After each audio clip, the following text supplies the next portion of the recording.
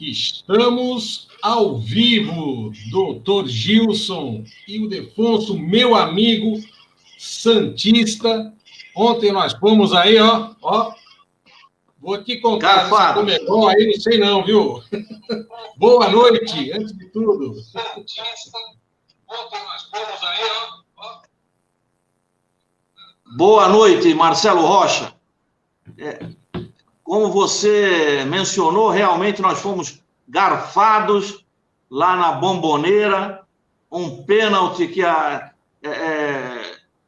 até um cego enxergaria, e o quinteto lá, os árbitro central e a equipe lá do VAR, infelizmente, deixaram, sequer o VAR foi visualizado pelo árbitro central, né?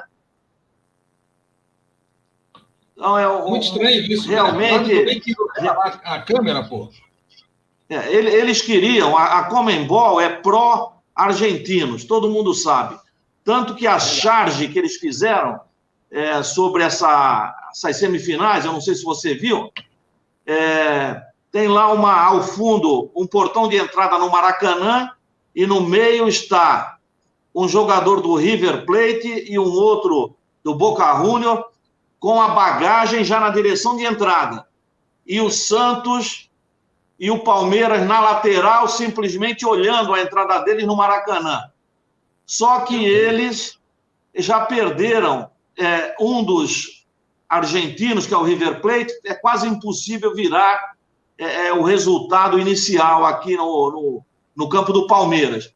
Então, eles querem enfiar goela abaixo o Boca como o representante da Argentina. E nisso, quem pagou o pato ontem foi o Santos.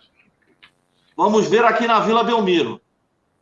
E pagou caro esse pato, hein? Porque 1-0 ia fazer toda a diferença aqui na Baixada, aqui para nós, aqui, né? Exatamente. Exatamente. O Palmeiras se deu bem, né? O Palmeiras que foi bem na jogada, né? O Palmeiras, na minha opinião, deu sorte que num dos primeiros ataques lá, o River Plate quase marca. Se tivesse marcado, a história seria outra. O Palmeiras iria sentir, mas como foi bafejado pela sorte, não tomou o gol e acabou marcando. E aí, o restante foi consequência. Verdade. Bom, doutor, nossos amigos já estão entrando aqui na live, né? Acho que já demos aí uma boa inicial aí do que ocorreu ontem no meio futebolístico, né? Mas temos assuntos importantes aqui para conversar, para a gente verificar, né? E um deles aí é a eficácia da Coronavac. Finalmente foi anunciada, né, doutor? 78% de eficácia, né? Eu acho até que é um índice bom, eu acho que é um índice razoável aí para aquilo que se espera, né? E o governo federal já se posicionando, né? Se posicionando aí, dizendo que vai tomar a linha de frente disso aí tudo, né? Como é que o senhor está vendo esse cenário aí? O cenário, ele estava praticamente parado, né? Nós estávamos vendo outros países já vacinando, e aqui no Brasil a coisa estava muito mal parada. Mas de ontem para hoje, novidades foram divulgadas, foi editada uma medida provisória, a 1026. Essa medida provisória, ela flexibiliza regras para facilitar a aquisição de vacinas e insumos, dinamiza esse processo de aquisição das vacinas, dispensa licitação para vacinas e insumos, cria o Plano Nacional de Operacionalização da Vacinação contra a Covid-19. Nós tínhamos, aqui no estado de São Paulo, já tinha sido editado um plano de vacinação, até com data inicial para 25 de janeiro. Aqui em Santos, o prefeito que deixou o posto, em dezembro, também editou um plano de operacionalização da vacina. E a nível nacional, nós não estávamos vendo nada. Então, através dessa MP 1026, uma série de avanços foram alcançados. Essa mesma medida provisória, Marcelo, ela cria uma obrigação para o profissional da saúde que deverá avisar ao paciente ou seu representante legal que o produto não tem registro definitivo na Anvisa. E avisar também dos riscos e benefícios. Quem que pese não ter o registro definitivo, nessa primeira leva aí de participação da Anvisa que vai ocorrer, hoje cedo já houve reunião lá na Anvisa, com representantes lá de laboratórios. Então, essa primeira leva não vai ter um exame amplo, até porque tem certas vacinas que não cumpriram todas as etapas, não é? Do processo aí, objeto de protocolo. E hoje à tarde eu assisti uma entrevista, começou às 16h25, uma entrevista com o ministro da Saúde, o Eduardo Pazuello, dando uma série de explicações. Toda a produção do Instituto Butantan, aqui em São Paulo, vai ser incorporada ao Plano Nacional de Vacinação, não vai ser como o Dória estava imaginando, olha, isso aqui é para São Paulo. Caramba, nós vivemos, no nosso regime é o federativo. Quer dizer, começa a vacinar em São Paulo, Minas Gerais não vacina, divisa, o de cá, o caboclo do lado de cá, da divisa aqui no estado de São Paulo, ele vai ser vacinado. O caboclo do lado de lá em Minas Gerais não será vacinado? Não é assim. Então, havia essa necessidade, na minha opinião, Marcelo, dessas normas. Então, isso trouxe alegria para mim e eu acredito que para a maioria do povo. E você, como é que viu essa questão aí da... Eu estou vendo também com essa alegria, principalmente pela chegada da vacina, né, doutor? A gente precisa de um alento aí para que as pessoas tenham mais segurança, para poder aí transitar, as atividades não terem as suas paralisações aí, né? E a gente está vendo muita cidade aplicando lockdown, essas coisas assim. Então, realmente, isso não é muito legal, né? Agora, quando a gente vê, né, o governo federal se posicionando, até o próprio governo estadual, tirando aí as picuinhas de lado, né? Eu creio que agora vai haver aí um alinhamento entre os órgãos públicos, né? Entre as esferas de poder, para que, obviamente, o beneficiário disso aí tudo seja única e exclusivamente o povo brasileiro, né? A gente vê um monte de coisa acontecer, um monte de mentira ser publicada também, né? Então, a gente tem que ter muito cuidado, muita cautela no que aparece, aí, no que está na imprensa, né? Exatamente. E o ministro Pazuello, ele mencionou uma série de reuniões que ocorreram há coisa de 2, 3 meses, contatos que já existiam com laboratórios, troca de minutas de futuros contratos, cartas de intenção, e nada disso foi objeto de divulgação. Então, houve falha também de comunicação. Daí porque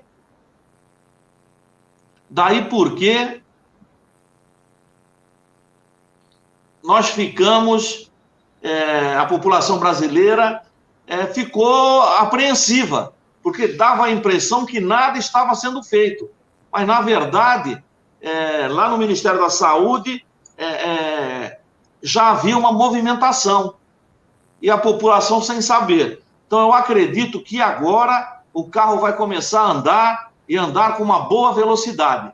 Então, o ministro Pazuello fala que numa ideia aí otimista, o Dória aqui em São Paulo fala que é 25 de janeiro que começa. O Pazuello fala que num plano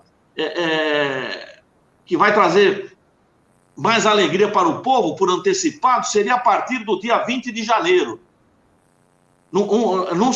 Se não se concretizar essa hipótese do dia 20 de janeiro, o início da vacinação, que seria em 10 de fevereiro.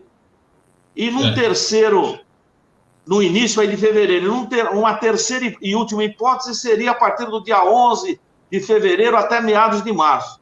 Então, eu acredito que na pior das hipóteses, vamos ficar na coluna do meio aí. Vamos ficar lá por dia 11 de fevereiro. Eu já vou estar tentando localizar o meu lugar na fila, viu? Que deve ser lá para março. Doutor, como é que você analisou essa questão? A questão da Pfizer, né, por exemplo, que eu acho que foi um dos maiores embrólios aí que tiveram nesse fechamento de contrato, ou que ainda não está fechado, ainda não sei como é que está a situação, mas que lá eles não se responsabilizam por nada, querem utilizar um tribunal, se tiver alguma ação judicial, um tribunal de fora do país, né? Querem que o Brasil calcione um valor, né? Um valor fora do Brasil para pagar as eventuais ações que venham a ser atribuídas a essa vacina. E aí o presidente segurou, né? O presidente, o ministro, sei lá. E aí cria-se aquele imbróglio, né? Não libera, não libera. Como é que o senhor vê esse cenário? O presidente fez certo, fez errado? Como é que o senhor viu isso aí? O ministro Pazuello, hoje à tarde, nessa entrevista coletiva, também abordou essa questão. Ele disse que esse laboratório da Pfizer, ele realmente quer essa caução, que é um tribunal internacional para decidir eventuais questões decorrentes da vacinação, e que o diluente para a fabricação da vacina seja aqui brasileiro. Então, esse diluente é o líquido que vai ser misturado ao pozinho para virar a vacina. Então, é uma série de exigências desse laboratório que eu acredito que, do jeito que está, não haverá contrato com a Pfizer, viu? Muito difícil. As exigências são muito grandes. E agora nós temos um caseiro, né? E ele falou das tratativas que estão sendo mantidas com o laboratório lá indiano, com a Moderna, com o laboratório Janssen, que é o que fabrica da Johnson &Johnson, parece. Então, tem uma série de outras vacinas cujas tratativas já estão sendo... já estão em andamento. Por outras palavras, ele quis dizer, olha, se nós não fecharmos com a Pfizer, o laboratório da Pfizer, do jeito que seja bom para o Brasil e para os brasileiros, não haverá problema. Nós seremos supridos de outra forma. Falou também que a Coronavac, aquela briga toda lá do laboratório Sinovac, o Ministério da Saúde vai adquirir essas vacinas do Coronavac, desse laboratório Sinovac, sem problema nenhum. Então, aquela primeira encrenca lá entre o Dória e o presidente da República, o Bolsonaro, e vice-versa, parece que vai ficar só nos microfones, que o pessoal técnico está se entendendo. Exato. É a hora do pessoal técnico, né, doutor? E que essa briga ela venha para o bem, né?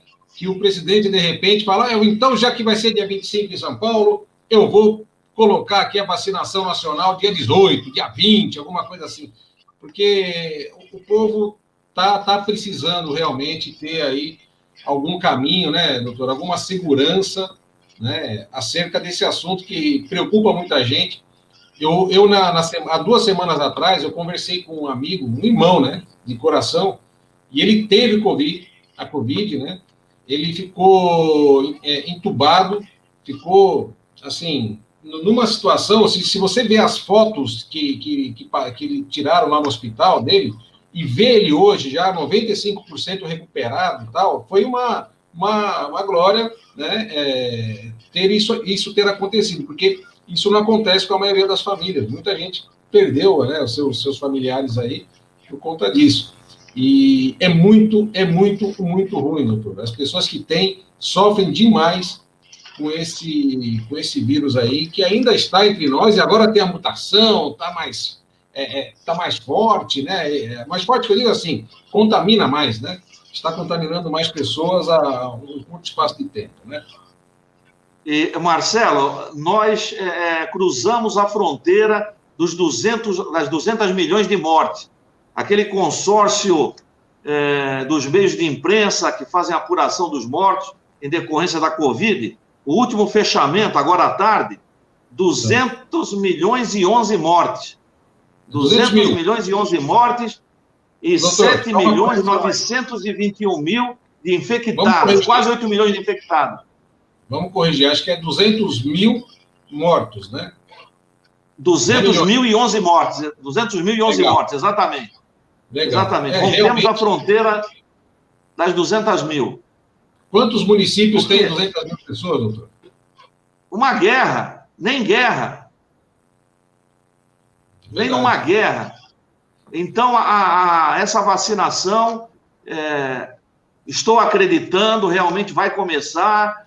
E agora há pouco ouvi uma entrevista de uma cientista aqui brasileira falando a respeito, ela foi questionada sobre essa porcentagem de segurança e eficácia de 78%, de 78% a 100% aí da Coronavac, e ela disse ser excelente, que não, desde que aprovada lá pela Anvisa, mesmo que de forma provisória, que todos aqueles que estão lá naquela programação para tomar a vacina, que devem tomar, porque essa porcentagem é muito boa e vai produzir os efeitos desejados. É muito boa, muito, assim... De 50% para lá, o sucesso já se faz presente. Então, se houve o patamar mínimo está em 78%, maravilha. Está ótimo, está ótimo. Isso já ameniza muito, muito aí a situação de muita gente, né, doutor? E o senhor vê, né? Nesse inteirinho todo, o secretário de Finanças aqui do Estado de São Paulo, né, o secretário da Fazenda, acho que é o Meirelles, juntamente com o governador, né, se aproveitaram, entendo eu, da situação e fizeram um pacote de maldades aí na questão do ICMS, né? Na questão do ICMS. Aumentaram o ICMS para um monte de produto, majoraram a alíquota por um período, né? E, inclusive, tiraram benefícios de ICMS para insumos hospitalares, entre agulha, seringa e outras coisas mais. Ou seja, como as pessoas vão ter que comprar mais, né? Os estados, os municípios vão comprar mais, vão comprar de empresa de São Paulo também, vão pagar ICMS mais caro. E, obviamente, quem vai se beneficiar com isso é o Estado, né? Aumentou a cesta básica e tudo mais. Hoje parece que a pressão funcionou e o governador baixou a bola e está tirando algumas coisas da frente, porque ele viu que não é momento para isso. Não aumentar impostos numa situação que nós estamos passando, desemprego aumentando, dinheiro curto na rua, né? Em vez de ajudar a fazer com que as coisas prosperem, está criando aí mais ainda, mais problemas, né, para as famílias brasileiras, né, doutor? Exatamente. Houve uma grita geral pelo interior do estado, houve movimentação aí de pessoal da agricultura, que foi para as ruas com tratores, com caminhões, esse pessoal que mexe aí com agronegócio, e com relação aos alimentos e com relação a esses produtos ligados à saúde, aí, esses insumos, houve o recuo em boa hora. Então, voltando um pouquinho, com relação às seringas, também tinha aquele problema lá, vai faltar seringa, né? O nosso consumo, segundo o ministro aí, Pazuello, o consumo anual do Brasil de seringas vai de 300 a 350 milhões de seringas. E nós temos fabricantes que podem dar conta aqui dentro do nosso país. E que houve uma utilização de um instrumento previsto na Constituição Federal, que é a requisição administrativa, e toda a produção dessas indústrias que fabricam seringas foi objeto dessa requisição. Toda a produção de janeiro vai ser carreada aí para o plano federal e se houver necessidade, essa requisição prosseguirá e que não haverá também nenhum problema de falta de seringa. Então, vamos ter vacinas, vamos ter seringas e o povo que ainda vai ter que esperar um pouco, aí os mais jovens, tem que ter juízo, não é?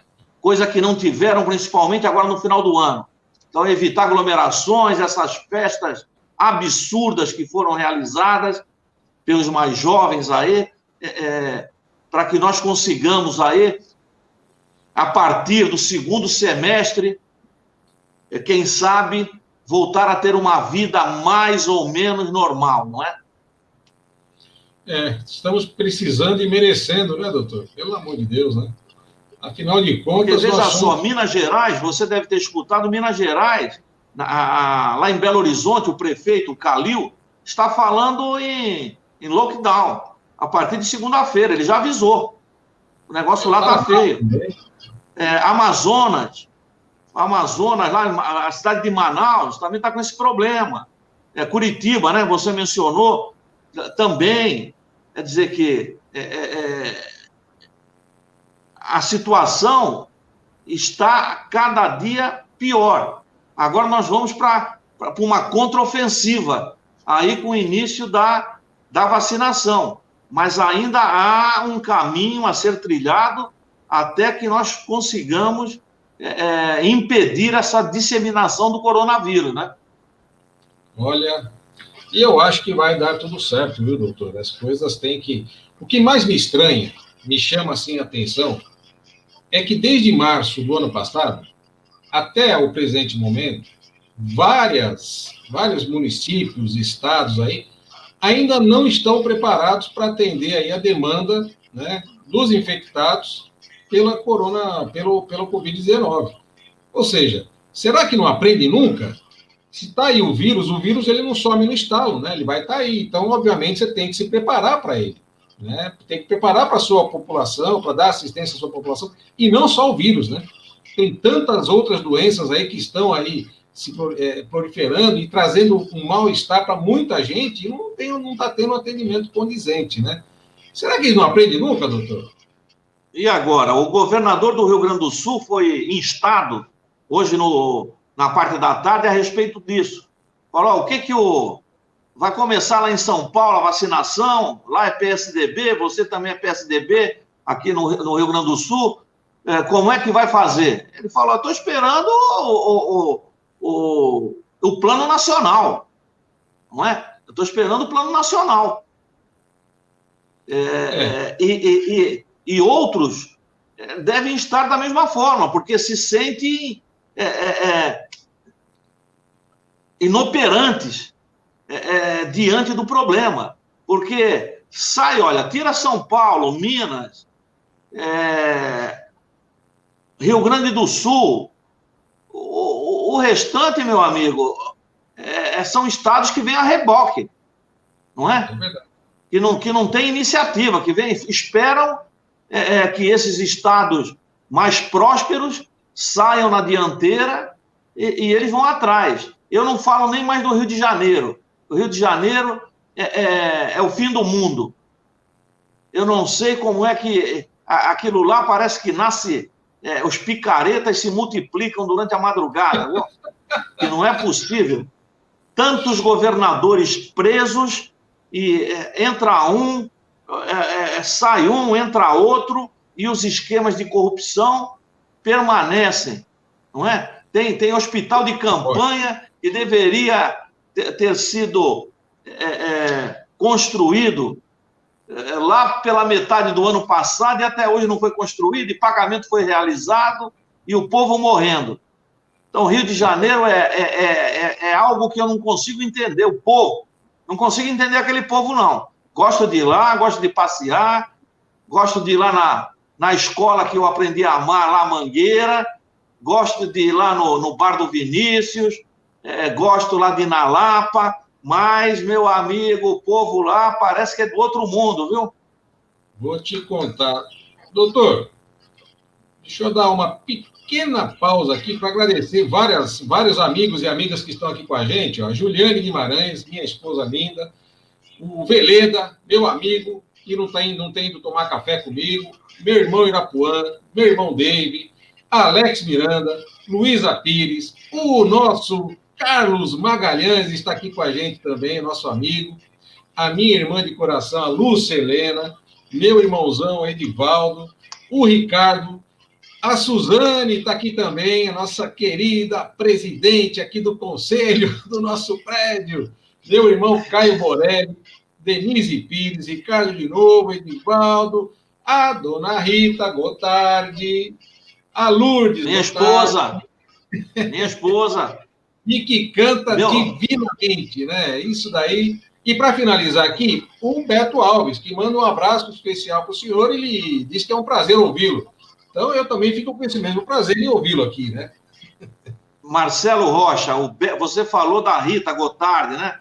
Da voz dela, que canta divinamente. O violonista preferido dela é o cidadão aí, o Beto Alves. O Beto Alves é conhecido pela alcunha de Mago das Cordas. Na próxima, nós vamos convidar os dois para entrar na live, que eu consigo colocar aqui até 6 pessoas. Aí, ó, eles vão fazer um fundo para a gente aqui, dar uma palhinha de um som de qualidade que, olha, só quem ouviu pode dizer da qualidade que tem. Viu? Marcelo, eu posso aqui, ao vivo, pedir escusas para uma pessoa que você mencionou aí, a conselheira aí do teu edifício, a Suzane. É minha presidente. Uma pessoa... Querida Suzane. Doutor. O seu edifício está me consultou através da Suzane, informalmente, e ela agora quer o parecer por escrito que vai brigar lá na administração, que vocês estão rasgando dinheiro aí. Então, querida Suzane, o seu parecer não saiu no dia de hoje, porque eu estava me preparando para essa live, porque o Marcelo não é fácil, o Marcelo aperta, viu? Então, eu tenho que estar com bala na agulha. Então, o teu parecer deve sair amanhã, à primeira hora, viu? Lá pelas 10 horas, 11 horas, você vai receber o parecer. Pode marcar na administradora para brigar no período da tarde. Olha só, tem mais 3 pessoas aqui. Minha querida amiga, foi minha aluna, hoje é colega de trabalho, Paola Varela, meu irmão de coração, Roberto Quevedo, saudade do meu irmãozão, saudade de conversar com ele aqui, para a gente trocar aquelas ideias e tal. E, enfim, né? E a Suzane, doutor, ela resolveu um problema aqui para mim no prédio, que estava para ser resolvido já há uns 2 meses. Não por culpa das pessoas aqui, mas por culpa de alguns profissionais que estavam no meio do processo. Ela falou, deixa comigo, eu vou resolver. E olha, a efetividade é excepcional. Bom, não vamos fugir da pauta aqui, né? Senão a gente acaba se perdendo. E os Estados Unidos da América? Queria falar um pouquinho lá do Zé. O que está acontecendo lá, doutor? Será que virou algum país daqueles de baixo clero, como se diz, que estão invadindo tudo, fazendo as coisas, pô? Que coisa, hein? Berço da democracia, não é? É modelo de democracia. Só que quando aparece um filhote do capeta aqui no plano Terra, não é? Apareceu um filhote do capeta lá no hemisfério norte, lá nos Estados Unidos da América, e o homem lá conseguiu, através de um discurso nada democrata, né? Ele é republicano, mas um discurso que vai contra a democracia, criou lá uma série de seguidores e não aceitou o resultado, né? O mal perdedor não aceitou o resultado das urnas, questionou o resultado lá com 60 ações no judiciário norte-americano, chamava os juízes de meus juízes, não é? Imaginando que ele tivesse o controle do judiciário norte-americano, e levou chumbo. não é? Nenhuma das ações propostas por ele, Trump, para invalidar a votação, prosperou. E aí ele partiu para o jogo sujo, né? Insuflou lá os apoiadores e ontem invadiram lá o Capitólio, não é? E estavam lá, mal comparando, estavam fazendo o que lá os senadores? Estavam homologando, né, o resultado das urnas, foram impedidos de dar continuidade à solenidade e depois de passada toda a confusão, com cerca de 4 mortes, voltaram para o Capitólio e homologaram o resultado das urnas. E hoje já estão falando que o período é curto, até a posse são poucos dias, não é? Mas falaram até numa emenda 25 lá da Constituição norte-americana, que se fosse utilizada, importaria no afastamento imediato do Donald Trump da presidência dos Estados Unidos da América. Hoje à tarde, o novo presidente dos Estados Unidos, o Joe Biden, fez um discurso, falou do dia sombrio pelo qual os Estados Unidos ontem atravessaram, que foi um atentado à liberdade da população norte-americana, um atentado ao Estado de Direito. Se congratulou com o luto daquelas das famílias lá, dessas 4 pessoas que perderam a vida. Falou que houve a maculação da Casa do Povo, lá o Capitólio, que não foi protesto, ele não recebeu o Joe Biden como um protesto, e sim como um caos provocado por terroristas domésticos. Nominou o pessoal de terroristas domésticos. Que Donald Trump desprezou a Constituição Federal, a democracia e as instituições norte-americanas. E veja só, Marcelo, para devolver a palavra para você, o Joe Biden também disse o seguinte, que o Trump, ele chamou a imprensa lá de inimiga do povo. Isso te lembra alguém, não? Olha, pode ser uma mera coincidência, né, doutor? Já vou aproveitar aqui, falta uma pessoa que eu esqueci aqui, meu amigo, um irmão de coração, empresário aqui em São Vicente, seu Francisco Diniz. Olha, se você come peixe aqui na Baixada, doutor, com certeza passa... Isso, qualquer tipo de peixe. Vai passar pela empresa do seu Diniz. Não tem a menor sombra de dúvida. A qualidade que ele impõe ali nos seus trabalhos, no seu trato, né, com a sua atividade é espetacular. Um abraço aí para o seu Diniz, que está aqui acompanhando, aí falando, né? E restaurante? A minha também, né? Oi? É restaurante, Marcelo? Não, é atacadista de peixe. É um atacado só de produtos do mar, né? E só de qualidade. Ô, Marcelo, precisa dar o nome da imprensa, que quem sabe ele vai virar nosso patrocinador, que nós vamos partir, vamos usar publicidade, não é? Pensa que é só o Milton Neves, porra, que gosta de uma propaganda? Para nós, o melhor patrocínio, doutor, é a presença dos nossos amigos aqui. Então, isso aí, para a gente, não tem preço, né? O pessoal está aqui. Porque o nosso interesse aqui, Marcelo, desde a primeira live, e você me disse que, com relação a toda e qualquer live que você faça, é nesse sentido, qual seja, é o de esclarecer o povo. Nós pegamos aí o cotidiano e tentamos traduzir numa linguagem aí mais palatável para que os nossos parceiros aí, aqueles que nos acompanham, entendam o que está acontecendo. Porque existe uma guerra, uma verdadeira guerra aí de informação, então nós não temos interesse nenhum, nem para lá, nem para cá, e tentamos dissecar o cotidiano, as notícias que nos afetam, né? E veja só, Marcelo, voltando só um pouquinho, com essa questão aí lá dos Estados Unidos e do Brasil, Trump e Bolsonaro. O Bolsonaro, ele está preparando o choro. Por que eu digo isso? Desde março do ano passado, ele vem questionando o voto eletrônico. Você há de se lembrar lá de uma das declarações dele. Ele dizendo que o voto eletrônico não é auditado, o que é mentira, ele é auditado sim, e que há necessidade, segundo ele, Bolsonaro, de uma volta ao voto através de papel. Seria o voto eletrônico e voto de papel. Por que ele está fazendo isso, na minha opinião, e o povo que fique esperto e pense no que eu vou dizer.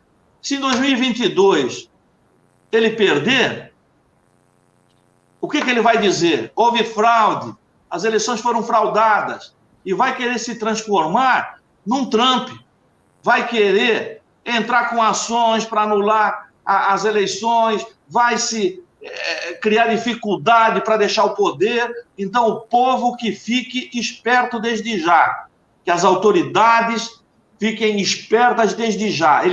Ele é malandro, não tenho medo nenhum de dizer isso. Ele é malandro, uma malandra e meio com ele. Então, ele já está cantando a pedra, como se fosse no umbigo, ele já cantou a pedra. Doutor, temos uma situação, é assim, ó. Aí é uma opinião minha também, né, claro, obviamente, respeitando todas as outras, né. O Bolsonaro, o nosso presidente, né, eleito pelo povo, o povo colocou, né, infelizmente, ele tem a boca maior que o corpo, né. Se nós formos olhar as ações que vários ministérios dele estão fazendo com o Brasil, de regularização de 12 e 16 anos de desmandos, corrupção, né, desvios e tudo mais. Se o senhor vê o ministro Tarcísio, né, por exemplo, é um camarada assim. Então a gente vê as coisas que ele faz, todo lugar que ele chega, as pessoas ficam empolvorosas, né? Ele realmente aplaude. Efetivo. Então, assim, se nós formos comparar em termos de porcentagem de qualidade do governo, né, eu entendo ainda que, tirando essa parte da língua ser maior que o corpo, né, porque ele, quando lhe fere a imprensa, claro, tem muita imprensa aí que está fazendo a publicidade de assuntos, distorcendo o assunto, né, não traz a verdade plena, né, mas ele dá corda para isso. Eu não sei se ele faz isso propositadamente, para chamar atenção, ou se realmente está sendo uma vítima aí da nossa imprensa, que eu não creio, mas que tem a imprensa que tende para um lado, né, mais diferente do assunto como é. Então, assim, eu estou vendo, dentro dos bons e maus momentos, eu estou vendo ainda que tem algumas coisas boas, mas, assim, o que o senhor falou, eu não tenho a menor dúvida que deva acontecer mesmo, né, porque já está plantando para depois colher, né, e depois vem na frente. Mas eu não posso deixar de dizer as coisas boas, né? A corrupção, pelo menos assim, não tem aparecido tanto, né? Alguns ministros, né? Tem ministro que também está distorcendo um monte de coisa, vai fazer um monte de coisa errada, mas tem ministro que está fazendo coisas boas, né? Então eu procuro olhar assim, pelo lado bom e pelo lado ruim. Se ele fechasse a boca, já melhorava um pouquinho mais o índice de qualidade. Exatamente. Ele a cada oportunidade em que ele abre a boca, ele cria problema, não é? Ele não respeita a sacralidade aí do cargo, né? E apesar dele, nós estamos indo adiante, melhorando, sim, como você disse, em várias áreas. A área da infraestrutura, lá com o ministro Tarcísio, é o exemplo maior, na minha opinião, disso. Você veja também que a área da educação, que era uma área muito atacada, as críticas pararam, em que pese vivermos aí essa questão da pandemia desde março, mas aquela noticiário diário com relação à área da educação também terminou. Parece que o ministro que está lá está dando um jeito lá na viola. Então, existem ministros, sim, que merecem ser aplaudidos. Quem atrapalha realmente é ele. Ele atrapalha demais. Doutor, mas vamos adiante, vamos adiante. E a imprensa, Marcelo, a imprensa é isso. Nós vivemos numa democracia, um dos pilares da democracia é a imprensa. Os seres humanos são imperfeitos. Então, eu sou hoje advogado, fui juiz, você é contador, administrador, gestor. Existe nas nossas profissões, em todas, existe o mau profissional, o bom profissional, o profissional mais ou menos. Na política, então, nem se fale, né? Doutor, só para complementar aquela questão do voto impresso, né, que o Bolsonaro está pleiteando, tá? Pelo que eu entendi do que ele está falando, ele não quer o voto totalmente impresso, ele quer que o voto, você vá lá, vote na urna eletrônica e saia um ticket, para você ter uma comprovação de votação, né? Que seria aí, no meu modo de ver, não vejo que muda muita coisa também isso daí, nesse contexto todo, né, doutor? Parece que esse ticket que você fez menção, vota eletronicamente e recebe um ticket. Esse ticket, ato contínuo à votação eletrônica, seria colocado numa urna. Entendi. Ótimo. Aí, se desse algum problema, vamos fazer a recontagem eletrônica e a recontagem manual. Doutor, de verdade, aí eu vou falar como contador auditor, hein? Eu acho que não seria um mau negócio. O senhor acha? O senhor vê alguma coisa de ruim nisso? Segundo o pessoal aí da área da computação, das ciências da computação, já há uma auditagem do voto eletrônico, que as urnas eletrônicas são auditadas, que não haveria necessidade desse step, dessa urna para receber a papeleta. Isso não tem a menor sombra, mas eu acho que traria mais transparência ao processo, hein, doutor? Não sei, só uma opinião, que assim você tem uma válvula de conferência, alguma coisa assim, e não fica só de um lado, porque toda vez que o senhor tem só um lado de verificação, né, pelo menos em termos de auditoria, você fica preso a um tipo de caminho, né? A uma evidência, a um caminho para chegar a uma conclusão de uma evidência.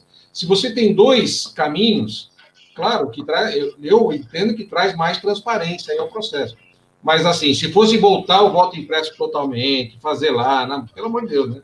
Voltar e dar a pedra. Mas você veja que há quantos anos nós usamos o voto eletrônico e não houve chiadeira. Não houve chiadeira do PT quando perdeu, não houve chiadeira do PSDB quando perdeu. Os diferentes candidatos a deputado federal, senadores, não houve questionamento. Ele próprio, na época em que ele era deputado e teve sucessivas eleições, a partir da introdução do voto eletrônico, foi reeleito, não foi prejudicado. Quer dizer que eu não sei aonde estaria o vício, não é? Mas os estudiosos aí que se debrucem sobre isso e que façam uma análise mais competente do que a minha a respeito disso.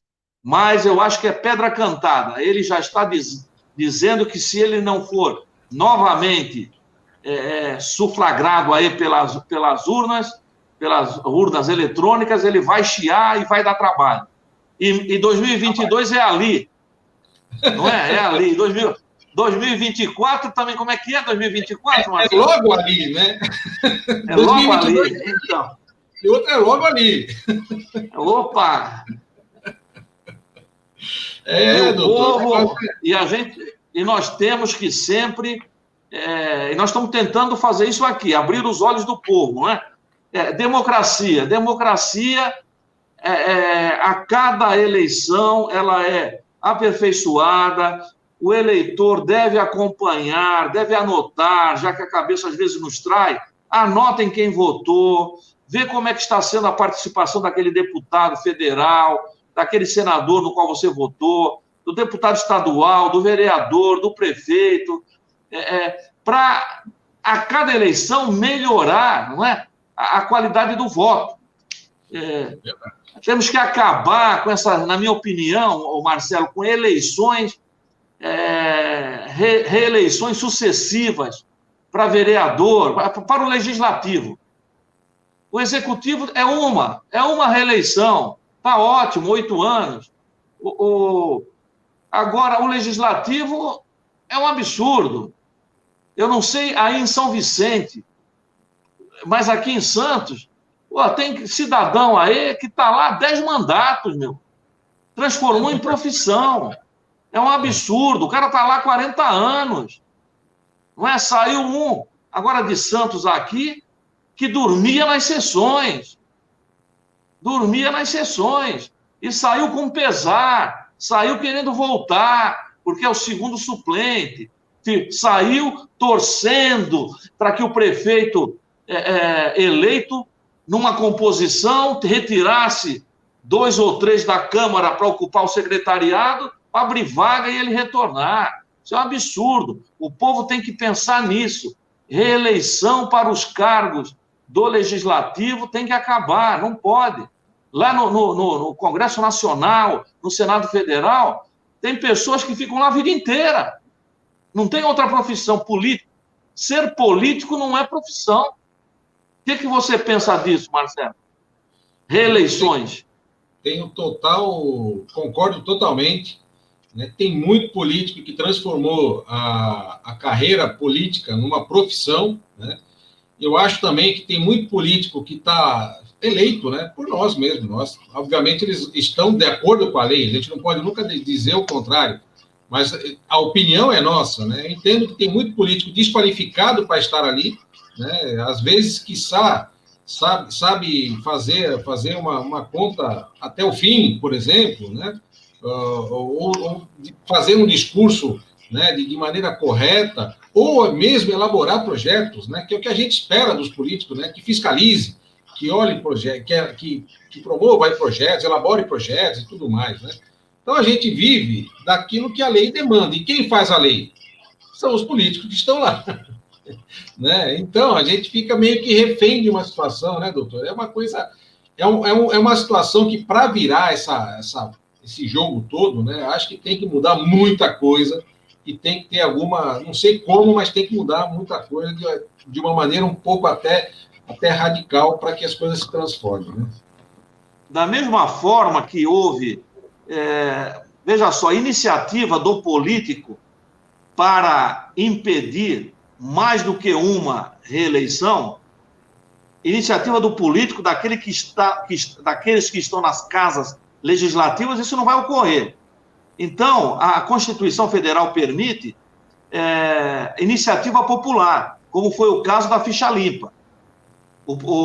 Houve a apresentação de um projeto de iniciativa popular com relação à ficha limpa na política. Então, tem que aparecer alguém aí em São Vicente, um Marcelo Rocha da vida, para encabeçar um projeto de lei nessa direção, porque se depender deles, isso não vai ocorrer. Eles querem manter o local lá, o lugar cativo deles, e não querem abrir mão disso. Felizmente, né, doutor? É uma coisa... Bom, doutor, nossos amigos estão num debate acalorado. Lembrando aqui que as opiniões são livres, né? A gente tem aqui uma liberdade total e suprema, né, de passar as opiniões, respeitamos todas as opiniões. A gente aqui está de coração aberto, né, doutor? A gente está aqui para democratizar o debate, né, assim dizendo, né? A democracia pressupõe opiniões divergentes, não é? Não há uma igualdade, e não há prevalência da opinião, da minha opinião, da sua, porque senão seria uma ditadura, não é? Ou daquele que está aí como autoridade de plantão. A democracia, é isso que também está acontecendo atualmente, Marcelo. É uma radicalização. Nós temos que aceitar as opiniões dos contrários, dos anti, não é? Temos que aceitar, respeitar, defender as nossas opiniões com os nossos argumentos, tentar derrubar os argumentos em sentido contrário que nos são apresentados E é assim que se vive num país que se diz democrata. Verdade. Então, a pluralidade de ideias é necessária, a pluralidade. Uma ideia só não faz verão. Como a gente cresce com as ideias, né, doutor? Como a gente cresce, né? Como exatamente. Pessoa, profissional, exatamente. A gente com esse debate, essa conversa, né? Claro, a gente tem direcionamento, tem um monte de coisa que a gente tem que tomar de posição, mas nada como a liberdade, né? Dar o direito de dizer o que bem entender, desde que haja o respeito mútuo, né? Acho que as coisas, assim, por isso que eu gosto dessa turma que está com a gente aqui, doutor, é uma turma, ó, de primeira linha, que são, assim, pessoas... Marcelo, lê um comentário que o Edevaldo fez sobre vereador. Eu peguei só uma parte, que eu acho que comum da mesma ideia que ele fala que o vereador não tinha nem que ganhar. Aliás, vereador jamais poderia ocupar secretaria alguma. Quem quer fazer uma lei para dar entrada na Câmara, em São Vicente, vamos conversar a respeito. Exatamente. O camarada se candidata a vereador, não é? Se propõe a ser o representante do povo e não esquenta nem lugar, já quer sair para secretária, não é? Para abrir, né, nessas negociatas aí que são feitas, para abrir vaga para o perdedor. E, na minha opinião, eu tenho uma opinião radical, Marcelo, queria ouvir a sua. Aí tem que mudar a Constituição, né? Acabar com Câmara de Vereadores, não serve para nada. Para poda de árvores e para homenagear, dar medalha, honrar ao mérito, não precisa de Câmara de Vereadores. O legislador municipal tem um campo de atuação muito restrito. Sociedades de melhoramento. Isso equivale a voto distrital. Cada bairro já existe hoje, cada bairro tem a sua sociedade de melhoramento. O presidente dessa sociedade de melhoramentos, a sua diretoria, sabe do que aquele bairro e os arredores precisa. E levaria para uma ouvidoria forte dentro da estrutura da prefeitura. Não precisa de vereador, não precisa de Câmara de Vereadores, com uma estrutura caríssima, sem o menor sentido. É muito audaciosa a minha ideia, Marcelo. Olha, assim, eu comungo de uma parte, por exemplo, o voto distrital, eu acho que seria interessante, né?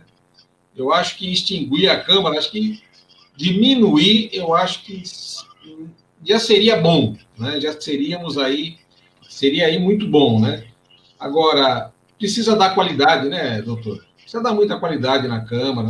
As pessoas vão lá, elas entram, aí começam a negociar com a Prefeitura, para que a Prefeitura, no caso, estou falando de Câmara, de vereadores, né, que a Prefeitura tenha a maioria e consiga passar todos os projetos. Isso acontece no governo federal, no governo estadual também. É isso que deveria acabar. É o chamado rolo compressor. O que manda é aprovado. Veja só, o governo Bolsonaro começou dizendo que não iria fazer aliança com partido nenhum. Ele mesmo hoje está sem partido. Não é nem no partido dele, lá pelo qual ele foi eleito, nele se manteve. Brigou e saiu, hoje está sem partido. Mas chegou num ponto que ele viu que se eu não fizer alianças, a coisa não anda.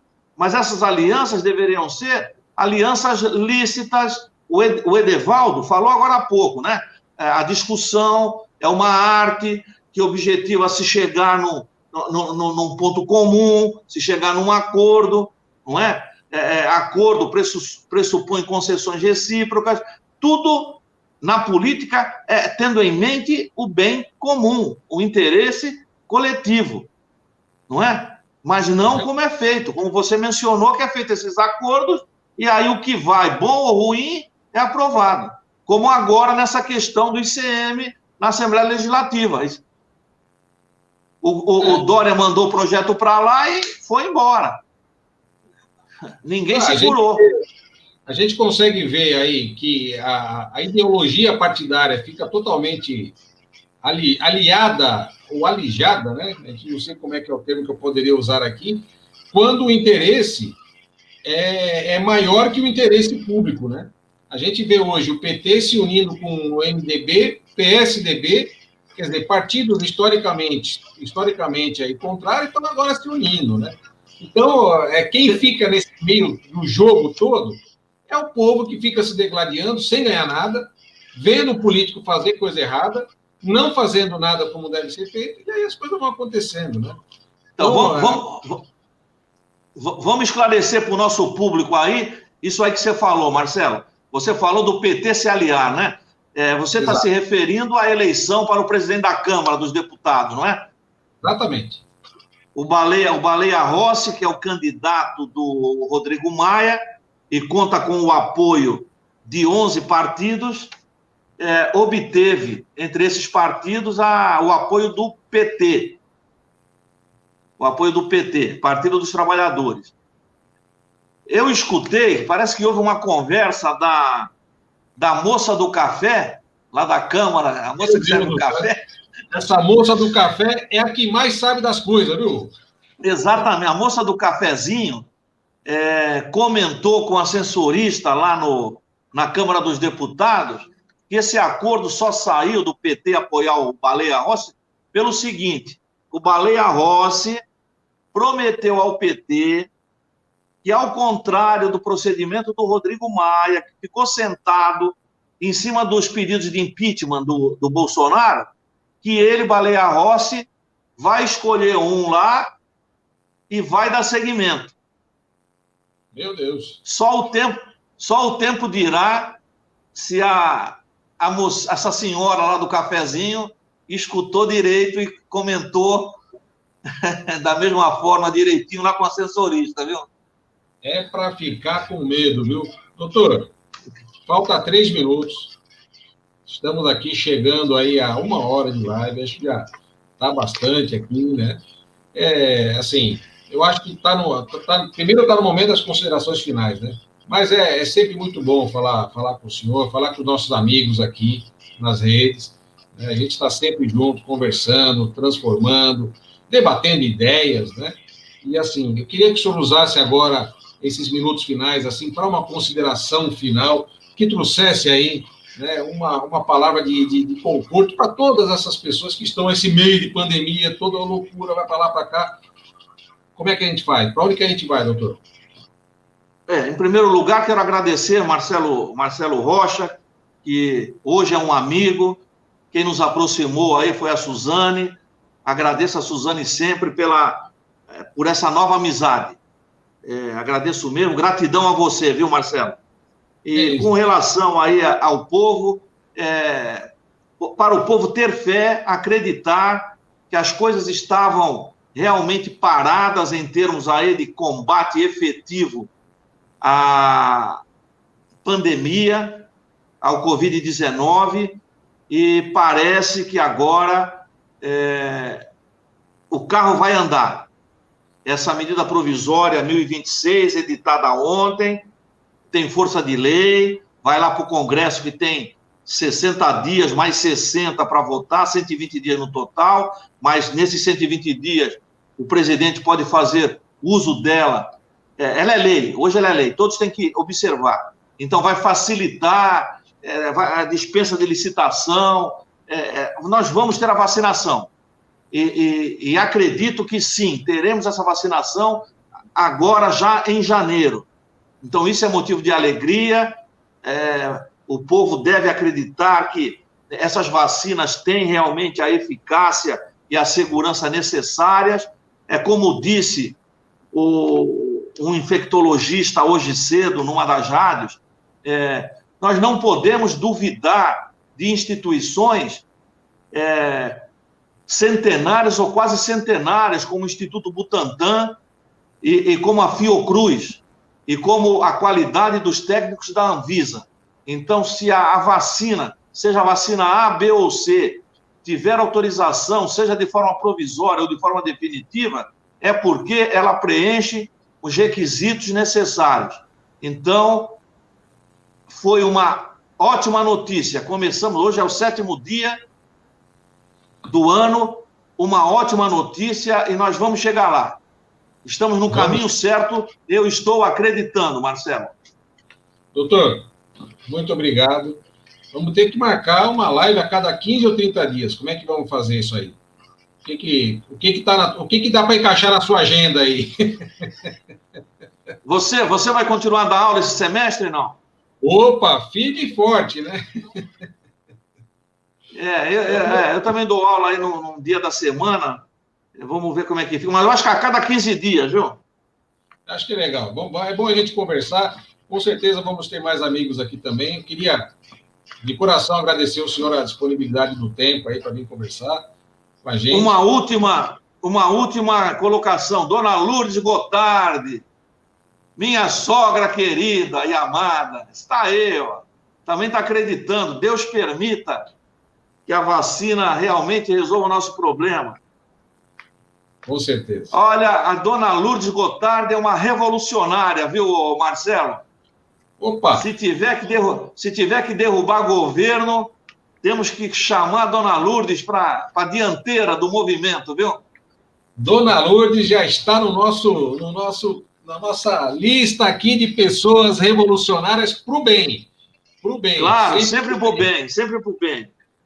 Doutor, vamos encerrando aqui, já deu o nosso horário. De coração, ó, muito obrigado. Agradeço a todos que participaram aqui da nossa live, né? Compartilhem, vamos divulgando aí, sempre é bom. Em breve, mais uma live aí com outros temas. Vamos ter aqui o Dr. Gilson, outros convidados, outros amigos aqui. Convidados não, né? São amigos, parceiros que estão sempre aqui com a gente. E vamos conversando, vamos trocando ideia, que eu acho que só assim a gente começa uma construção valorosa e sabendo sempre, né? 2022 está ali e 2024 é logo ali. Logo ali. 2024 é logo ali. Obrigado, doutor. Um abraço a todo mundo. Beijo no coração e até a próxima. Um grande abraço. E com vacina. Se Deus quiser.